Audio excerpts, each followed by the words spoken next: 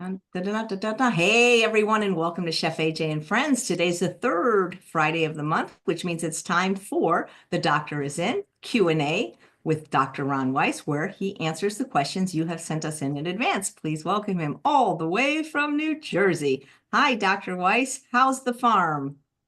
Hello. How are you, AJ? And hello, I'm everyone out there in I'm television land. everybody. I know. I feel what show was that? Was that Bozo the Clown That or was from the Honeymooners. I or was it remember Ron? that show.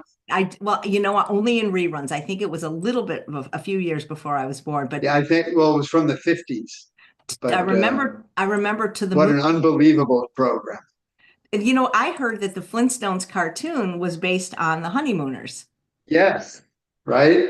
Ralph and Norton, were, I guess, Jackie Gleason and Art Carney. Barney was Art Carney. That's right, Yeah. Barney and And Carney. Vilma was Jane Meadows. Alice, Was it Jane? and Yeah, Jane Meadows was Betty. Jane. No, wait, Jane. Wait a minute. No, no, Jane Meadows. no. Oh, I'm sorry. Jane Meadows was Alice. And that, And and who? yeah, and that would have been the Wilma. Yeah. Yes. And I forget the lady that played Trixie. She just passed away fairly That's right. recently. It wasn't. I Yeah. wish I could remember her name. I'll Google it, but I do remember she recently just passed away. That was a good Well, show. Jane Meadows recently passed away. Right. And she was Steve Allen's wife. Was she? I'm She pretty was sure Steve Allen's wife. I'm pretty sure she was I Steve think you Allen. are right. Yep. Those were the days, huh? Those were the days.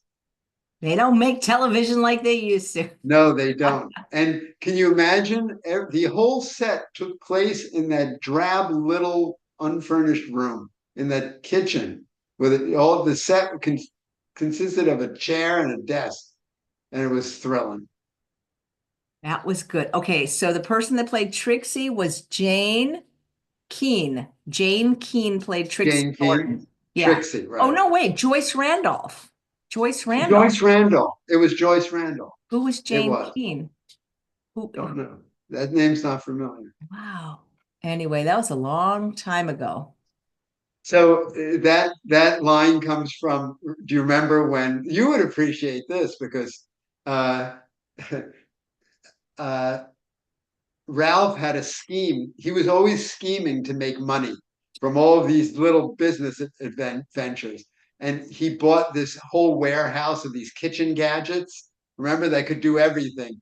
It was a peeler, it was a scraper, it was a corkscrew, it was a knife, it was scissors. And he got these like thousands of these implements, and he rented a television spot to advertise them and charge like $2 each. And so he brought Norton on as his co-host for the advertisement, and Norton began the commercial by saying, "Hello out there in television land." That was Yeah, so funny. that's where I got it. I still remember Romper Room. Yes, Romper Room. I loved Romper Room when I was growing. I always wanted to be on it, and Bozo the Clown too. Bozo the Clown, Probably a lot of people watching are, what are these old people talking about? and the who is the Winchell Mahoney? Oh, yeah, Paul Winchell and the Jerry Mahoney, the dummy. Howdy Doody, Howdy do? Howdy Doody. Yep. Well, it's nice Yeah, to think about the good old it's days. all good. All right. Well, let's jump in. We got a lot of questions for you, so we want to get to them as soon as possible. And thanks for sending them in. The first one is from Vi. Dr. Weiss, what are your thoughts on fibromyalgia? I was diagnosed in 2002 simultaneously when diagnosed with Graves' disease. I do have classic symptoms of fibromyalgia, widespread pain, which waxes and wanes, and its comorbidities of IBS and depression, but always was skeptical of it as a diagnosis in general. I take Cymbalta as a treatment. Hmm. Yeah.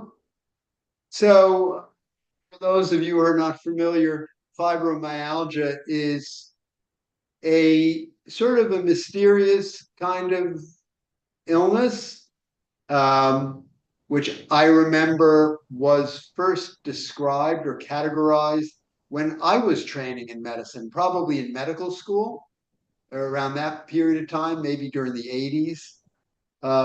And basically, the symptoms of it are, first of all, there are no blood tests you can do to prove it. It is thought to be a rheumatologic disease, and so it's as far as specialists go, it tends to be the domain of rheumatologists.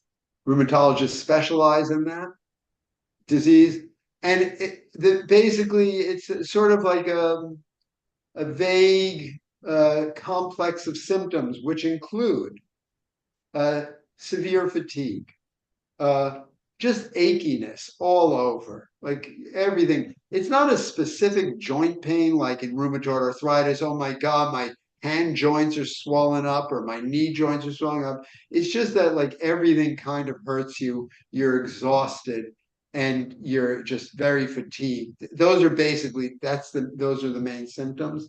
And when you examine, the doctor examines the person, there are what is called trigger points.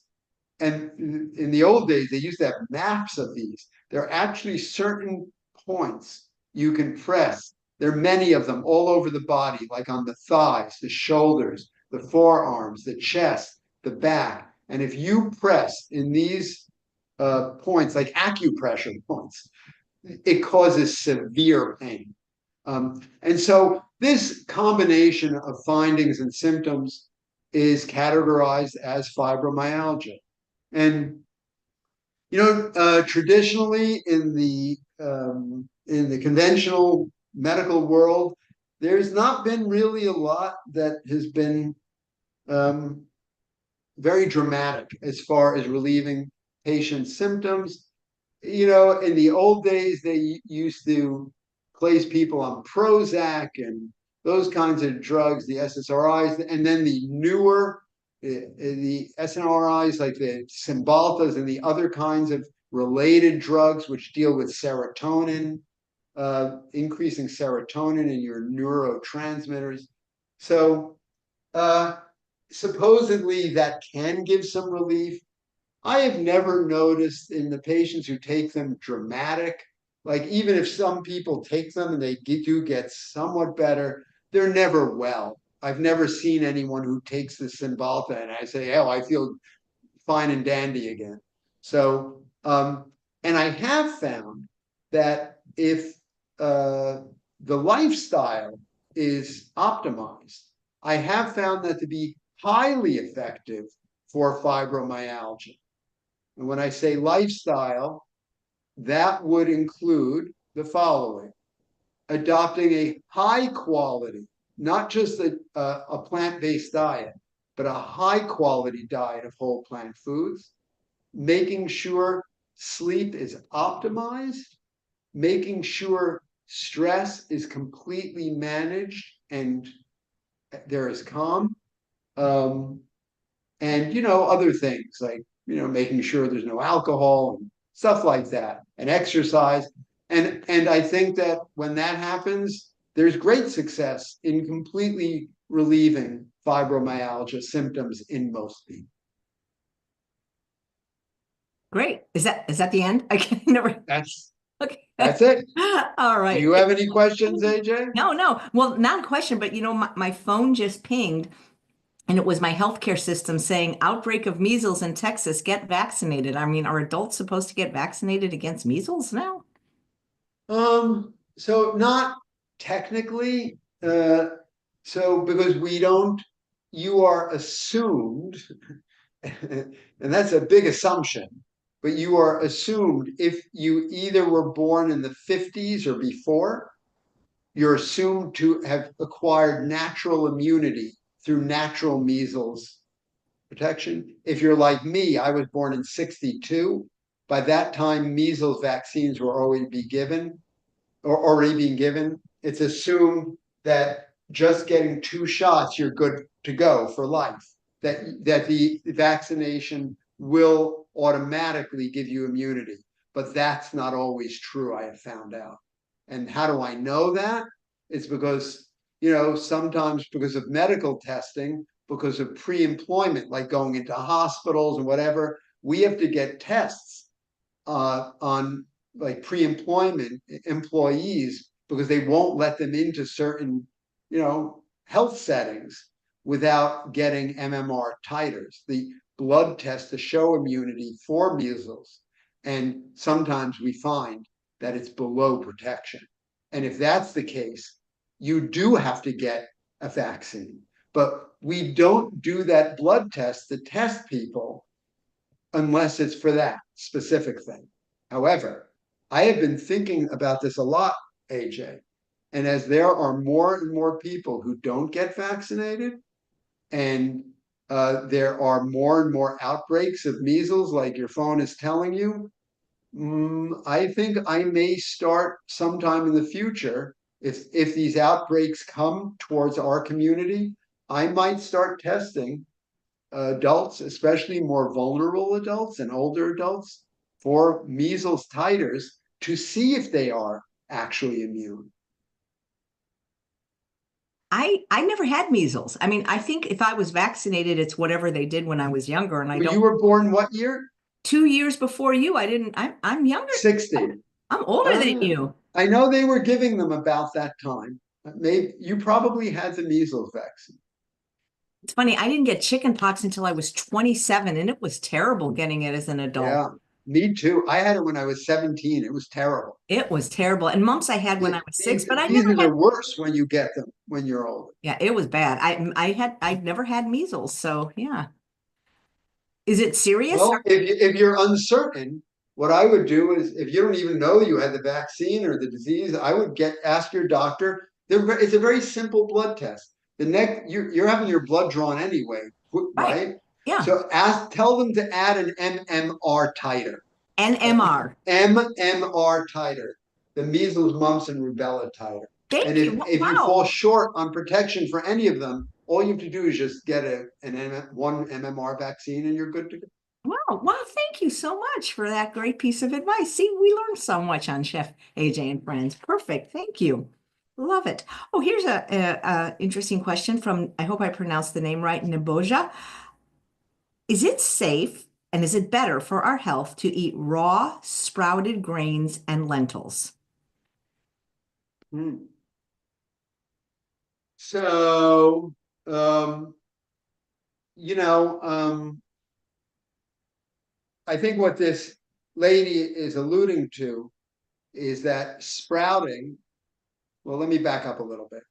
So, when you're dealing with seeds, which are beans are seeds, lentils are seeds, nuts are seeds, seeds are seeds, like flaxseed or other kinds of seeds, right?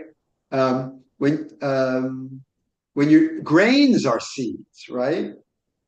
Wheat berries are seeds, oats are seeds. So when you're dealing with the seed of a plant, being a botanist as I am, and having studied seeds quite a bit, seeds are the reproductive legacy of a plant. And the neat thing about them is that they are generally inert, for they have this special quality of containing life, but the life is held in abeyance. It is sort of in pause in the seed for an unspecified amount of time. And this depends on what the life of that seed is. How long can the life in that seed survive for?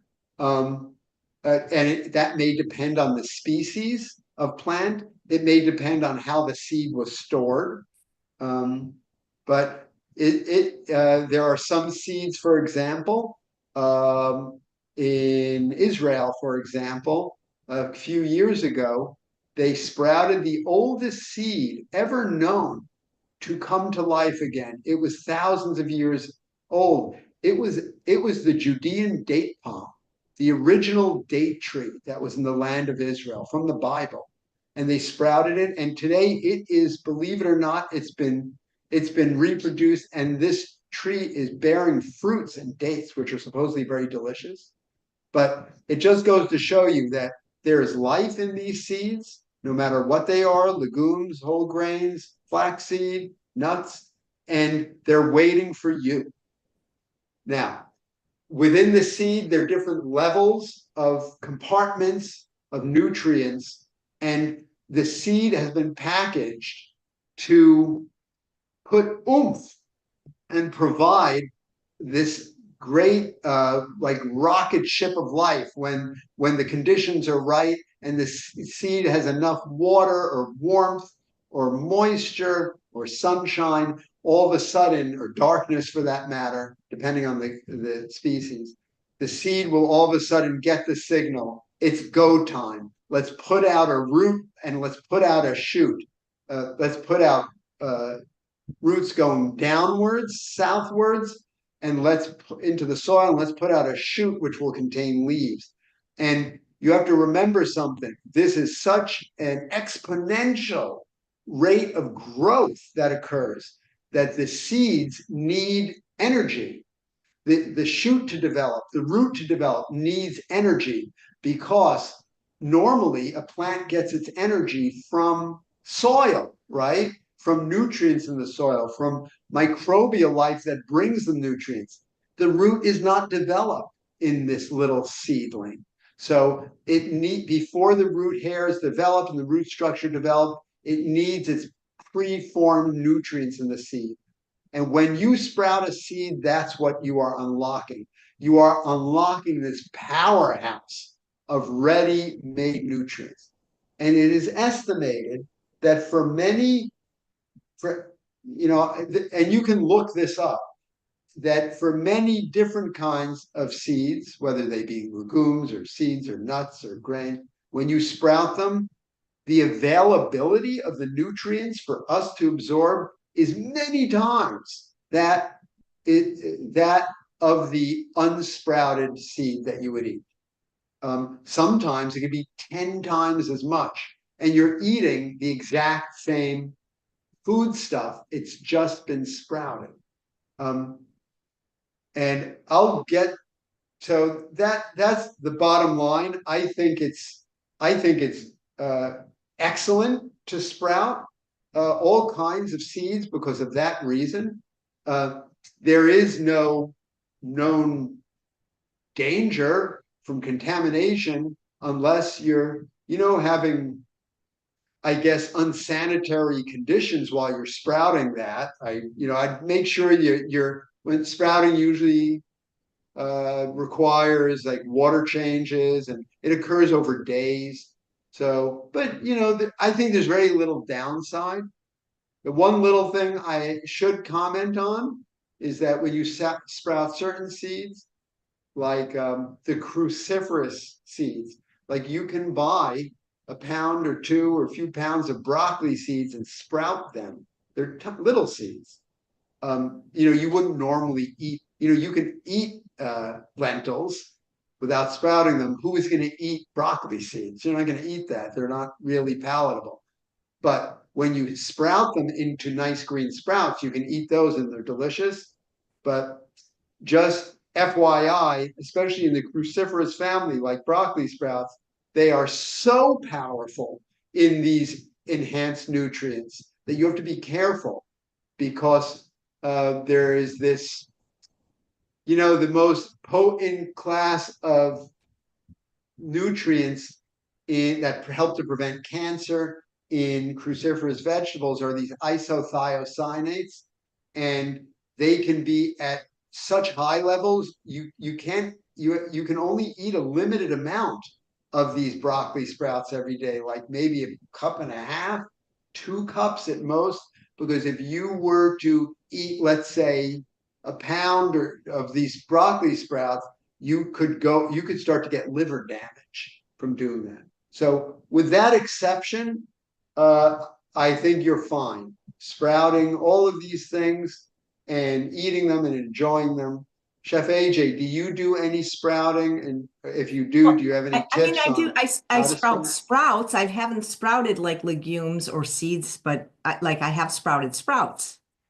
Yep. I think the one other benefit, which I tell patients about, is I think that for those of us who have problems with flatulence from eating legumes, I think that I have found that sprouting them breaks down some of the carbohydrate that's responsible.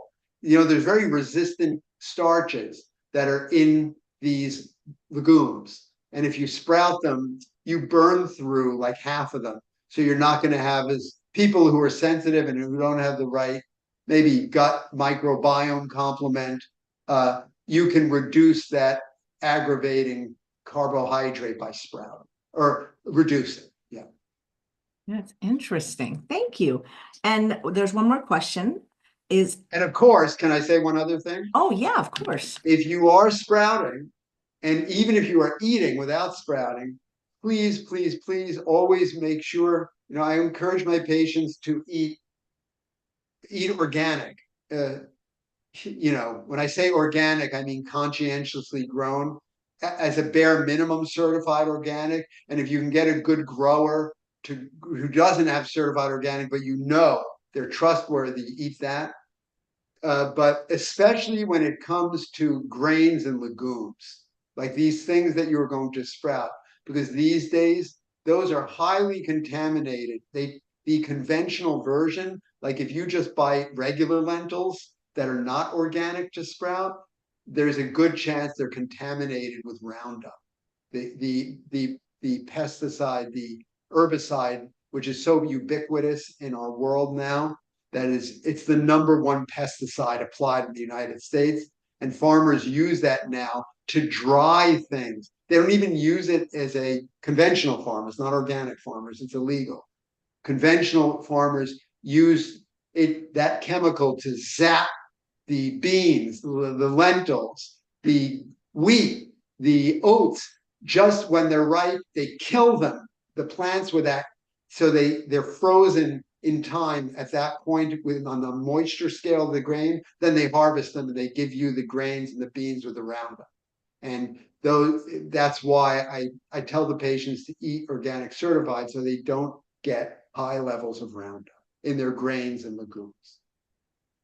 Wow, thank you. So this is about cholesterol.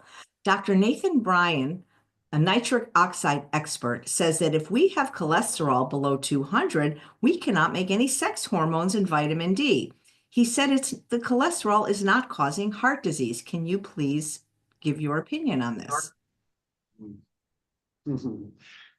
Yeah. Well, I don't think cholesterol causes heart disease. I think we cause heart disease. Our behaviors cause heart disease. It's not that there's something innate about cholesterol. I think that, given the right situation, I don't, if you were perfect, and who is perfect? That's the problem. None of us are perfect. Almost none of us are perfect. But given the right situation, if you have, if you're eating a high quality, excellent diet, okay, and your LDL cholesterol is above normal, and you have no signs of atherosclerotic disease, and you have very low inflammation levels, and everything else about you is good, I don't really care what your LDL is. It's just a number, and we are a complex biological system. A human being is not defined by an LDL. So I just want to say that from the outset, when I evaluate patients with the cholesterol and the LDL, it's an entire picture. That having been said, there are very definite, defined guidelines that are held by the American College of Physicians and the American College of Cardiology of what LDL cholesterol should be for certain people, period. And the most vulnerable of us, these people, are people who have demonstrated that they have evidence of atherosclerotic vascular disease.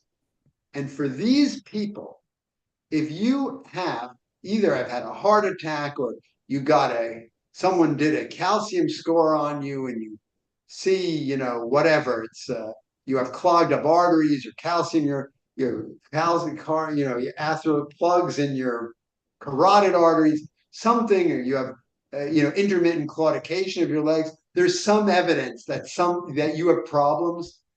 Traditionally, for a while now, it has been recommended that your LDL must be below 70. The LDL must be below 70, and we have a lot of data on that saves lives. I mean, what can I tell you? It's the truth. There are massive amounts of data on that. And so that's why when people would have a heart attack, even if your LDL cholesterol was normal according to the federal guidelines, which means below 100, let's say it was 80, and you'd look, oh, this is normal. Why do I have to take a statin agent like a torvastatin? Because it's not below 70. And so you will be put on that. And even if you're eating a whole food plant-based diet, you will be put on that drug to make it below 70. And I have news for everyone. Now it appears that level of tolerance has been lowered to people who have had prior problems and have prior heart attacks or strokes or events. It's currently being lowered to probably about 45 or below 50 because there is additional data from Europe, large European studies that show that this is even more beneficial. And at the same time, even if you lower your LDL bad cholesterol to less than 45, which is really low, or 50, there, as of yet, there is no evidence that that we would otherwise physiologically suffer from a shortage of bad cholesterol. So what this lady or what the doctor she's talking about is what this person is recommending as to not having too low of an LDL cholesterol is it's an intuitive thing, and it is a potential concern that you would want to think about, but it has not been proven to be true.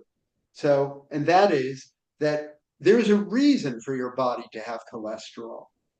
It is a natural substance that is made by your liver, the LDL cholesterol, and it's an essential component, as this woman said in her question, of sex hormones. Like if we did not have cholesterol, we would not have estrogen, we would not have testosterone. It is also an essential component to build the membranes that make up the linings of our cells. We wouldn't be able to do that. So yes, we do need cholesterol. The question is, how much do we need to do that? And apparently, we have yet to find the lower limit of what we would require, even though I've seen LDL cholesterols, I've seen total cholesterols, total. I've seen LDL cholesterols by some of these drugs pushed to 30, or maybe even, lower than that, 20. And I've seen overall total cholesterols, I've seen sometimes pushed into the 90s. That's a total cholesterol. So and don't get me wrong, I always think that it's best to lower the cholesterol with lifestyle, with whole plant foods, high quality diets. And I encourage my patients to do that. And only after they can't do that, if it proves and they have disease and they must meet these thresholds, then I give them the statin agent. But it's not my first choice. And there are other reasons for that if you want to get into. Am Okay. I boring? Is everyone sleeping by I now? don't, Or I don't know. I I'm can't see sleeping. them. I'm awake. So, yeah, it's just so interesting that, so many people are striving to have lower cholesterol, and he's saying, you don't want it lower than 200. So it's hard out there for the average person when you hear conflicting advice. Well, I think when he means you don't want it lower than 200, He's talking about the total cholesterol. And that absolutely is not, that's not right. Because, look, I would say the average person who eats a whole food plant-based diet, AJ, wouldn't you say, I mean, you've been around this game for a long time. Average person eating not on a statin agent, not our average total cholesterols are 150, don't you think? Absolutely. 150 average, and that's 50 points below 200. And it is estimated that in our pre agricultural days when we were evolving, let's say before 10,000 years ago, we evolved maybe to be 125, maybe 120 total cholesterol. Uh, you know, when, so I don't agree with that. We definitely, I think the lower the LDL, the better. But I wouldn't go as long as you're eating a great diet. The summary of this is as long as you're eating a great diet, and if you don't have any specific directives because you have disease, and you have good inflammation and you're good, I wouldn't worry about your cholesterol. Thank you. Here's a question on sleep, and this is from Lana. I developed insomnia after giving birth to twin boys, and a few years later, trying many sleep and antidepressants meds, I started to take venlafaxine HCl ER 75 milligrams. I've been on it about 10 years. I'm whole food plant-based and would like to get rid of this dependency.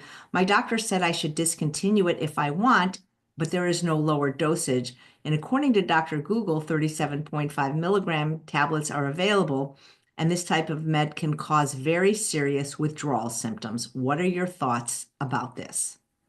Yeah. And I'm sorry, she said it was right after she had her babies? Yeah, twin boys. Yeah. So it was about 10 years ago. Uh, Immediately after, and she had insomnia? He didn't say if it was Or immediately. was it depression? She said insomnia. Hmm. So, uh, maybe maybe my favorite subject right after eating is sleeping. And sleep is, we know much less about being asleep than we do about being awake, AJ.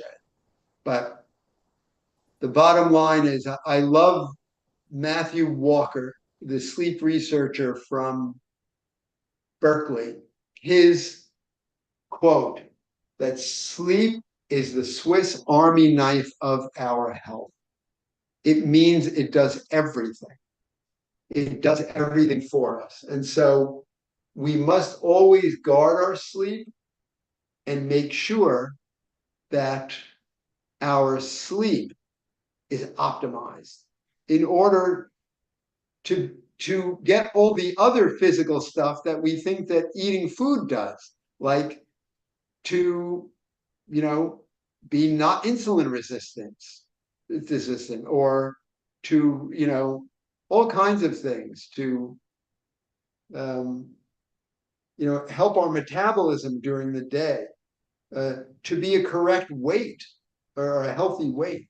You know, interruptions in sleep can, you know, cause disturbances in how we eat, and that can lead to weight gain. So it's really important.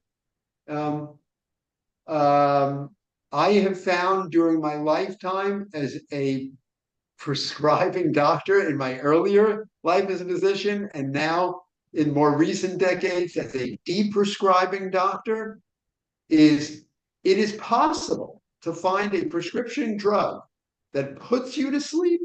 It's possible, but it doesn't mean that that sleep is a good sleep. You will be sleeping, but it doesn't mean that it's restorative and that it helps all these functions that I alluded to. And so, if you look at the research, in particular of Dr. Matthew Walker, you'll find out that this category of the serotonin uptake inhibitor drugs, that they too, they're interfering with restorative sleep. All of these, I don't, there probably is not, there may not be, and I don't want to cast this in stone because I can't guarantee you there's not a drug, but I'd be surprised if there is a drug that interferes with your neurotransmitter chemistry, as this one does, that makes you able to go to sleep. But I'd be surprised if there's one that doesn't interfere with your sleep while you're sleeping. And that's the problem. We think that it interferes with restorative sleep. So even though you're sleeping, it's not the kind of sleep that can help to optimally prevent Alzheimer's decades from now, right? Or maybe preserve your memory so it's the sharpest. Maybe you have a problem consolidating your memories from the day before. So those are my concern with medicines that are given for insomnia. So I would try to get off of that. Of interest in this particular patient is that, the thing that's very common postpartum is postpartum depression. That is so common. Usually insomnia, classic like insomnia and in and of itself, that's, everything is such a mess after you have a baby, right? The baby's up every 2 hours, and twins, oh my God, they're feeding and you have to whatever. So it's not clear to me what the generator of this lady's insomnia was, but those kinds of drugs, those serotonin actin drugs, are used for postpartum depression, and they're usually indicated. I'm not saying this particular one. Usually it's something like Zoloft or sertraline. But in any event, yes, I would try to get off of it because I don't think it's doing you any good. And I would especially try to, yes, I would try to do that. So what would I try to, how would I act to get off of it? I would taper it very, very slowly. And when I say slowly, what does that mean? So you take the 37.5 milligrams and you start getting a pill cutter and you cut it in half. And you take that for a few weeks. Maybe you could take it for 3 weeks, or 4 weeks even. 4 weeks, let's say. You take a half a pill. And then you take that pill cutter and cut it into quarters. And you take a quarter for the next month, for the next 4 weeks. And some of these pills are very little. I can't recall what venlafaxine, how the size of it is, but do the best you can. Even if it crumbles, just eyeball it, take about half of the crumbles and put it in your mouth. And then after I pass the second month, I would take that quarter of the pill and I would take it every other day for another month. And then I would take it maybe twice a week the month after. And then I would get rid of it. And while you're doing this, to make sure that your sleep does not give you problems because you come off of this, I would make sure to enact rigid sleep hygiene protocols. In other words, make sure you're in the exact, your bedtime is exactly right. The environment you're sleeping in is exactly right. You have the Goldilocks bed, not too hot, not too cold, not too big, not too, everything has to be right. There's not noise from planes high, flying above. Things that are not going to wake you. You're not drinking too much water, so you're going to get up at night and start peeing. All the things that disrupt sleep. You're not watching movies or television. You're not watching the nightly news before you go to bed and have nightmares. All this kind of stuff. It's called sleep hygiene maneuvers. Make sure you're not eating, for example, at least 4 hours before you're going, or anything by mouth, drinking. So you can make sure to really nail down every other supportive behavior for sleep so that when you cut down that venlafaxine, you're going to sleep like a baby. And there are many other practices, but you can look all of them up. I don't want to, bore everyone here with. Well, isn't there such a thing as like a compounding pharmacy where you can get just about any medication made in liquid formulation and you can titrate down? Probably, I'm sure there is. They could probably crush these pills, and they could compound them into a solution or a powder or something else that is measurable. That's expensive, I'm sure, but not nuts. I'm sure if you have a local compounding pharmacy, they can do that. But quite frankly, I've always been successful doing it like this. People have never had rebound. Whenever I've tapered the SSRIs like this or those class of drugs, it always works out. They never have rebound effects from them. Thank you. Here's a fun question because you love apples and can you ask? Gold Rush, Gold Rush, That's a beautiful one. Yep. Have you ever had, what's that other yellow one called? Not the, oh, Golden Delicious, nope, it's a different name. I'll think of it. which is a parent. That's a parent of Gold. Yeah. Oh, another golden one. I'll, You know what the best one in the world is? mm-mm. But I think it's this one. But if you ask apple connoisseurs, they'll say Golden Russet is the Wow. best in the world. Best apple of all apples in the world. If you had to do a survey of apple connoisseurs and experts, probably number one on the list would be Golden Russet. Opal. Opal is the yellow one that I like. The opal. Opal, yes, we talked about that. It's like a canary yellow. It's Yeah. like so shocking, the yellow, right? My Yeah, my I like that one too. my favorite is But you still have to get them fresh. If you get them like they start to lose yeah. their crispness. But I like them early in the season. I do. My favorite is still the envy. But here's a question about apples. If the apple varieties that are now twice as sweet as those from decades ago, are they more healthy, less healthy, or the same as the older varieties? Huh. I can't. I know many apples because I'm an apple grower, and I can't say that they're. Not all of. No, that's not necessarily a consistent statement. I think that there are some apples that uh, are how can I say? I think that if you did a taste test on them and you evaluated them, I think the taste testers on average would rank them as very sweet. And some of these are very modern apples, or more modern, like 20th century development. One of them is, for example, Sweet 16, which came out of the University of Minnesota apple breeding program. Believe it or not, the nation's number one apple, which is a relative of that, which is Honeycrisp, is not as sweet as that.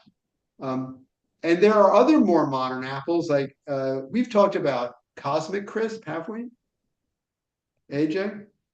Cosmic You Crisp ever are tasted great. Cosmic? It's a very dark apple. Yeah, those are great. Like that has Honeycrisp in its parentage, and Enterprise.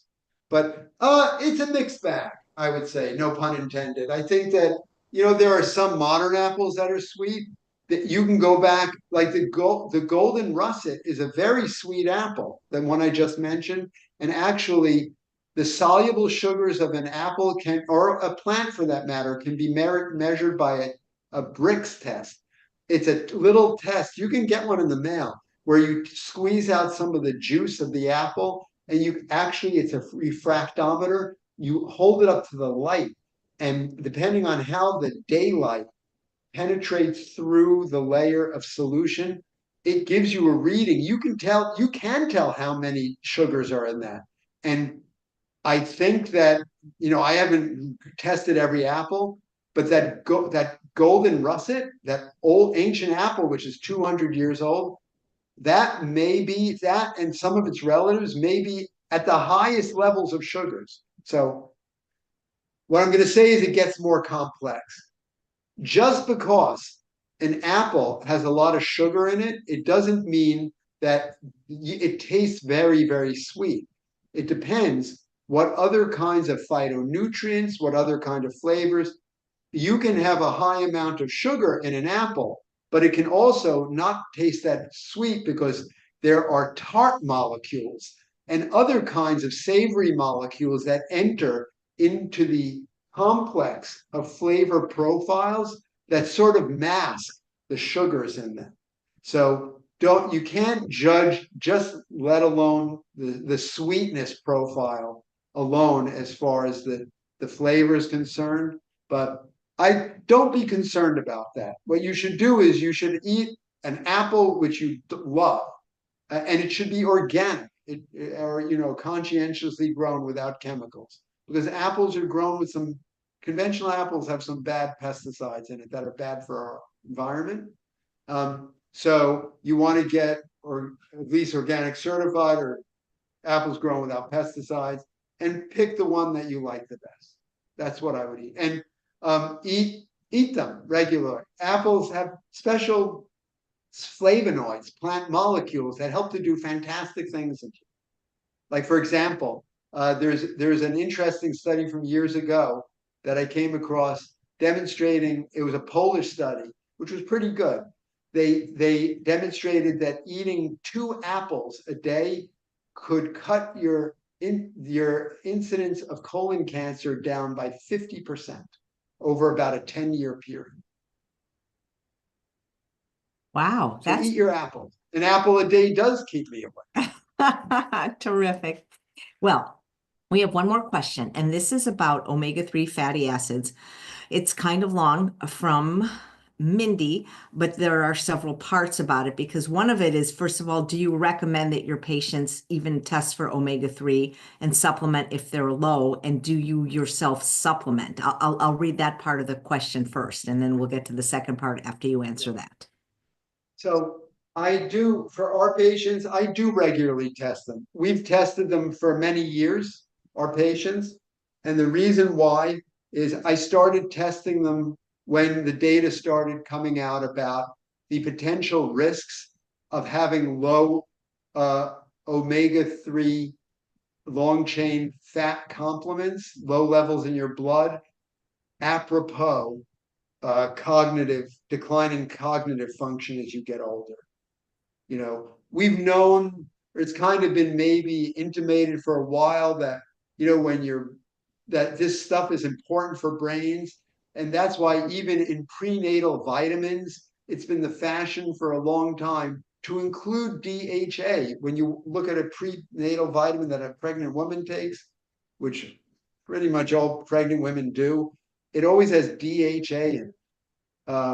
And it's thought that that helps to build the baby's brains because this is a fat that we need to build the structure of our brains with. What is the conclusive evidence on that? I'm not sure, but it makes sense. But we do know that 1/3 of the human brain, at least the adult brain's mass, is made out of that kind of fat, this long chain omega-3 fat. And we do have a feeble ability to convert from short chain omega-3s like in flaxseed or walnuts or chia seeds or other kinds of things into that long chain omega-3 that our brain wants. But as we get older, it probably gets more and more feeble, that reaction. And it starts to be degraded.